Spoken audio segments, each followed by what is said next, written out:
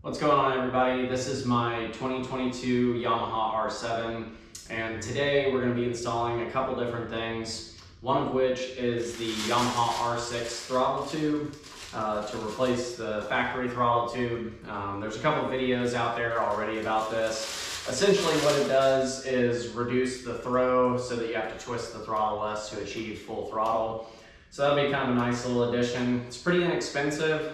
You can find this part on Amazon. A bunch of different companies sell this. You can look it up by the part number, and I'll make sure to link that in the bio. It already includes the grip on the throttle tube, so you don't have to mess with the grip. It's simply just changing out this throttle tube. So it should be pretty straightforward, and we'll walk through that today. The other thing that I'm gonna do is install, I already have a QuadLock on this bike, but anytime you're using, like if you're connected to a Cardo or you're using GPS, I do notice that it sucks the battery down pretty quickly. So I've been wanting to have a way to charge my phone on the bike. So I ended up getting this wireless charger, the charging head from QuadLock, and some wiring in order to be able to have USB power. I will mention that I ended up just getting a universal setup from Amazon. I'll link that in the description as well. I just couldn't bring myself to spend like the $40-something on the QuadLock setup. One advantage I think to that QuadLock setup is that it automatically kills the power to the unit so that it's not just constantly on and killing your battery. There was quite a few reviews on this. Some people said that this does that. I don't know if that's true or not. We're gonna find out. If it does, I kind of have a backup plan. If all else fails, if that doesn't work out very well or I don't like it, then I will get the QuadLock set up. But for now, we're gonna try this and see how it works. So let's go ahead and get into it. All right, so the first thing we're gonna have to do is get this bar end off. Should be pretty straightforward. That is a 5mm hex key. I've already got that here ready to go. I will say on something like this where it has the ball end, I would not use that on some of the stuff that's tighter that has Loctite because you do risk stripping it. So I would just use the standard end like that to get it broken loose. Let's go ahead and get this bar end off. Hopefully it's not too tight.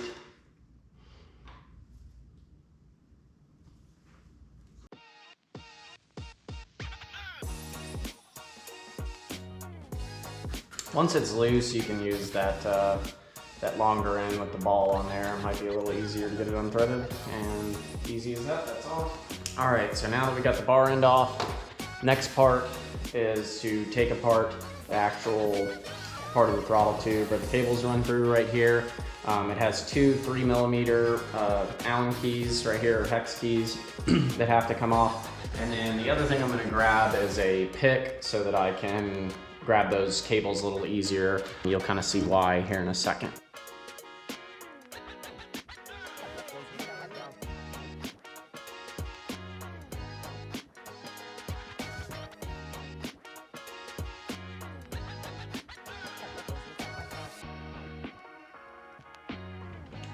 All right, both of those are out of the way, so we should be able to kind of crack this open.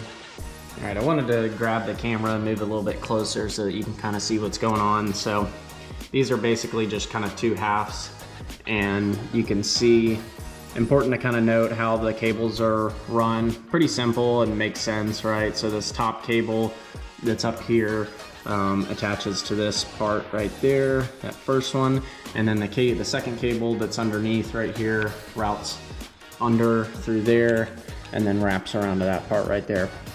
So it may take a little work to kind of get this split apart and grab those cables and get them pulled out of there. I'll try my best to get that to where you can kind of see it, but it's really not that hard. So.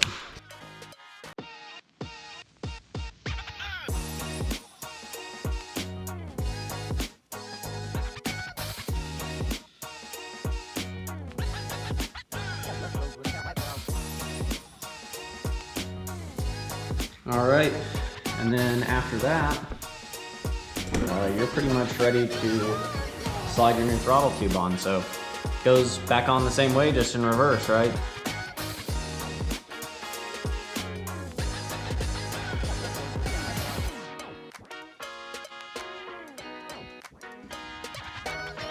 So I'll try to grab the camera and move it a little bit closer so you can see. You kind of feed it through, make sure to get the cable in that notch right there, and then it slides right in. So we got that underside done. Now we just need to route the top.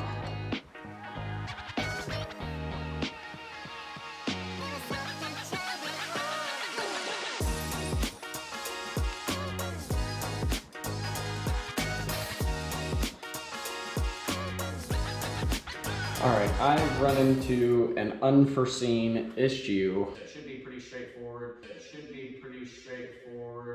I haven't seen anybody else have this problem either, so I'm not really sure what's going on, but I took it back apart just to check and make sure I didn't get anything wrong, and everything's right.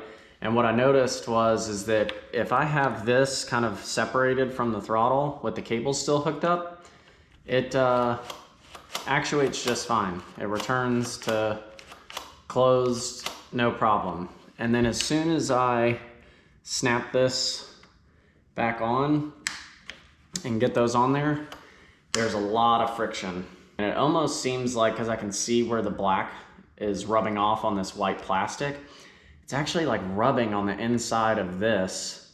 And I didn't foresee that as a problem. I know it's a larger diameter, but there's been other people to do this swap without this issue. So I'm wondering if it's just a difference in the casting, and then maybe this is, slightly less tolerance on the inside of that. And so it's rubbing just enough to bind it up, because it feels fine right there. But as soon as I put that back on there, there's just a lot of tension on it. I may have to kind of reevaluate what I'm gonna do here. Not really sure. Seems a little questionable to modify this a ton, because having your throttle stick is not something you want on a bike. I'm gonna keep playing with it, and then we'll come back to it. If I figure out a solution or see something that I'm possibly doing wrong, I'll make sure to let you know. Yeah, a little bit of a bummer. This should be just like a 5-10 minute installation, pretty easy, but this is the way it goes with projects. When you start doing stuff, you always say it's gonna take you an hour and it takes 3, so. All right, so I did some research on the issue that I was having with the throttle tube to see if anybody else had this problem. I did come across a guy on YouTube that had the same exact issue when the throttle tube was on. Without this clamped back down, it would snap back fine. And then as soon as he would try to clamp everything back together, it would stick and it would not close the throttle back. There was quite a few comments on there. His issue actually ended up being that he bought an aftermarket throttle tube, and so that seemed to be more of his issue. Mine is a factory Yamaha R6 throttle tube, so he ended up posting another video where he changed it to the factory Yamaha R6 throttle tube and didn't have an issue, but there was some comments about adjusting the throttle cable slack, which I am going to attempt. The only thing I'm a little hesitant about is the R6 throttle tube has a larger circumference, so it kind of essentially shortens the cables, which to me makes it seem like there would actually be more tension on the cables, therefore there would actually be more force, to return the throttle back to closed. With that said, I am going to give it a try and attempt the, adjusting the cable tension on the throttle body side. I'll kind of show you where it's at. It's a little difficult to see. So right in here is where your cables tie in for your throttle body. This is that lower cable that you can see right there is what returns the throttle back to closed. And then probably kind of hard to see right there is where the cable attaches for opening the throttle. So I did adjust this already from the factory to kind of remove some of the slack. I know it calls for like 3 millimeters of free play, but I just prefer very little to no play at all, and I haven't had any issues. So I'm gonna try to crack the lock nut there on the top off, get it as loose as possible, reinstall the throttle cable, and then we will put everything back together and then just adjust the slack to see if we can get it to return to closed. I did see some other comments as well where people said they had the same issue. One guy shaved the casting down on the inside of the actual, part that clamps down on the throttle tube. Another guy said he kind of shaved down the plastic on the R6 throttle tube a little bit to free up some space on the inside. I'm a little hesitant to do that at first, so I think the easiest and most reversible way is to put everything back together, put in as much slack as possible, and then go back in and adjust the cable tension and see if we can't get it to work. So we're gonna try that, and we'll see what happens. So.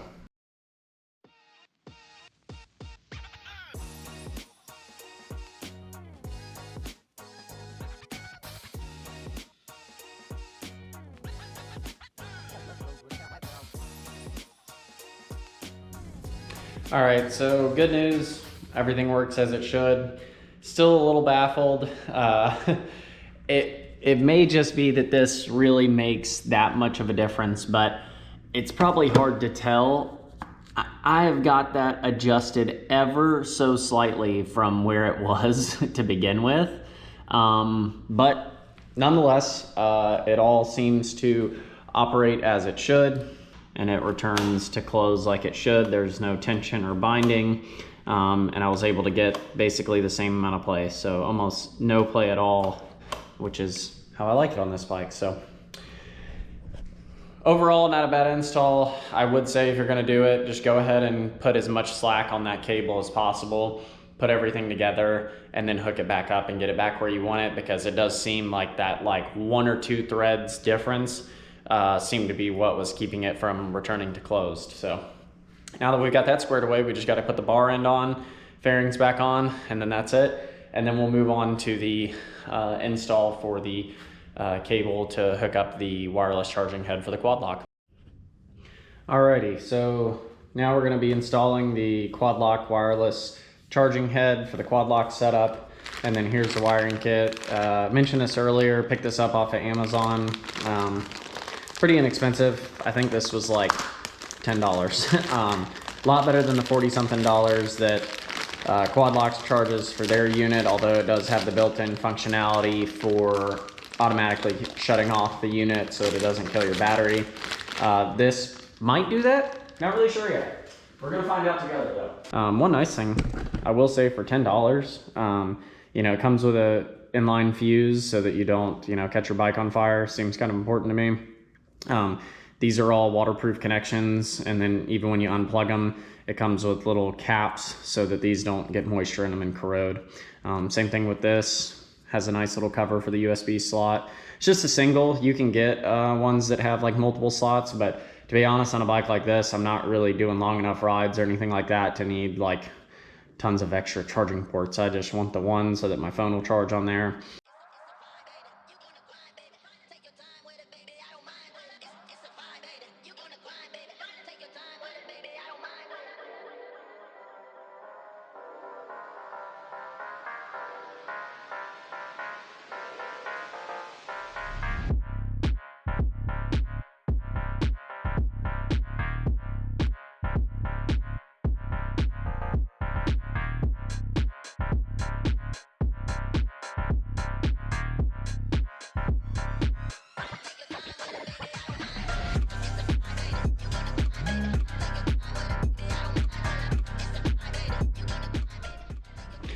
Alrighty, so I went ahead, got it hooked up, and I've got it run. Obviously, I've got, to figure out what I'm going to do with all the excess wires. But I wanted to go and hook it up, and one, make sure it works, and two, test if it actually does shut off on its own when the key is not on. But obviously, it does not have that capability. The light is on even with the key out of the bike. So, all right, so a bit of an update on the wireless charging head and how I'm wiring that. So I ended up not even going to the parts store because in my infinite wisdom remembered that I had a fuse tap, an extra one in my toolbox, and that it would be a lot better that if I could just find a fuse that was an accessory power and tap it into that instead of going directly to the battery or trying to run a switch, so that way it's just based off the ignition switch. So what I did, underneath the seat here, There's a few locations for fuses. This top one right here has quite a few. I ended up tapping into the turn signals because, I mean, who uses turn signals on motorcycles anyways? So now you can see on the charging head, there's a little power light, nothing, but when we cut the ignition on, turns on, and the charging head works. And then when we cut the ignition off, no power to the charging head. So that worked beautifully. So yeah, now all I need to do is just figure out where to run all this extra wires, get the charging head on, figure out how I'm gonna kind of run those wires, because one downside is like you are gonna have to have the cable run up somewhere to the triple clamp and you know, tapped in. So I may go ahead and get this mounted on, plug that in, and then figure out where how I'm gonna run the USB cable to then figure out how much length I need on this, and then I'll tidy that all up. Anyways, should be pretty straightforward from here. I'm gonna go ahead and finish running everything, get it all tidied up, and I'll kind of show you the end product when I get there. Like I said, ended up using a fuse tap, which was kind of nice too, because they use those really crappy butt connectors for the ring to connect to power. So I ended up changing that for a heat shrink one, so no moisture gets in there, causes any corrosion, loose connection. Only thing that kind of sucks with like doing this way with a fuse tap is you can't close this lid back. I already checked, the seat doesn't hit it or anything, but you do kind of end up leaving this open. I'm not too worried about it, just because the bike is in the garage most of the time. Don't really ride in the rain, so, and that's at least covered by the seat, so it really shouldn't be an issue. But if it does become an issue, I may end up cutting a notch in this cap or the cover for the fuses, but for right now, I'm not gonna worry about it. For right now, it's all installed. Turn the key on and the power comes on for the QuadLock charger, so that should be good. I did notice something that probably would be nice to know. This is just a complete oversight on my part.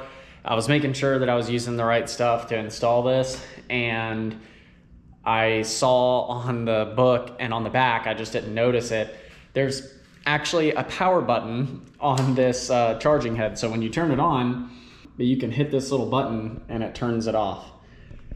So technically, I don't even know if you need to like wire this up to power. You could just always reach there and hit that little power button. But I will say, in my opinion, it's nice to just leave it on. I'm never gonna get off of the bike in the garage and not turn the key off. So that will guarantee you that I won't forget to hit that little power button and it drain the battery. So I think either way, what I did is optimal, but there are some workarounds. You could buy the QuadLock little power unit that has the auto shut off, or you could just wing it and try to remember to always turn the power off on the unit itself. So that's kind of nice that they did that, but I like that it's wired to the ignition so that I don't ever have to think about it. I just get on the bike, and when I turn it off, it's off. So I'm gonna put the rest of the fairings back on, and then that's gonna be it for today. So I hope you enjoyed the video. I hope it was somewhat informative. I'm by no means a professional bike mechanic. I've worked on cars my whole life, but this is my first bike. So I'm just kind of taking you guys along for the ride, and hopefully you kind of get something out of it. So I'm gonna be trying to kind of post some more content now that I've got more of a setup with the new GoPro and things like that. So I'll be doing kind of some ride along videos, like moto vlog style stuff. Like I mentioned, I'm a big car guy, so I'll kind of give you like a sneak peek. So I'm sure you saw it in the background, but this is my 2004 Mustang Cobra. Ton of fun. I really don't get out in it enough, but it was kind of my dream car, so I had to mark it off the list. So I can kind of do a video on that as well. I've got some stuff on my Instagram and whatnot. The bike has kind of been my new toy and kind of taken up most of my time recently. So, but I've got some other fun project cars and vehicles and stuff like that I get to drive pretty often. So I'll be posting some more stuff regularly, but I hope you guys enjoyed. We'll see you in the next one.